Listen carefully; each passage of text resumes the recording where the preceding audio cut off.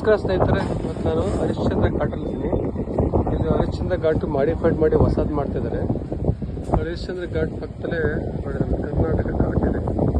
ನೋಡಿ ಯಾವ ಸ್ಥಿತಿ ಬಂದಿದೆ ನಮ್ಮ ಕರ್ನಾಟಕ ಘಾಟ್. ಇವತ್ತು ನಾಳೆಲ್ಲ ಉದ್ಯೋಗ ಅಂತ ಸ್ಥಿತಿ ಬಂದಿದೆ.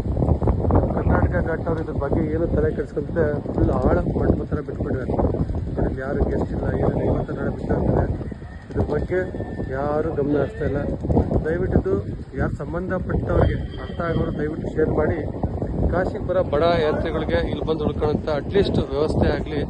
ಅಟ್ಲೀಸ್ಟ್ ಎಂಥದಕ್ಕೂ ದುಡ್ಡು ಖರ್ಚು ಮಾಡೋ ಬದಲು ನಮ್ಮದು ಅಟ್ಲೀಸ್ಟ್ ಈ ಥರದಕ್ಕೆ ಒಂದು ಸ್ವಲ್ಪ ದುಡ್ಡು ಕೊಟ್ಟು ಅಟ್ಲೀಸ್ಟ್ ಈ ಯಾತ್ರಾ ಸ್ಥಳ ಆಗಲಿ ಕಾಶಿಗೆ ಬರೋರಿಗೆ.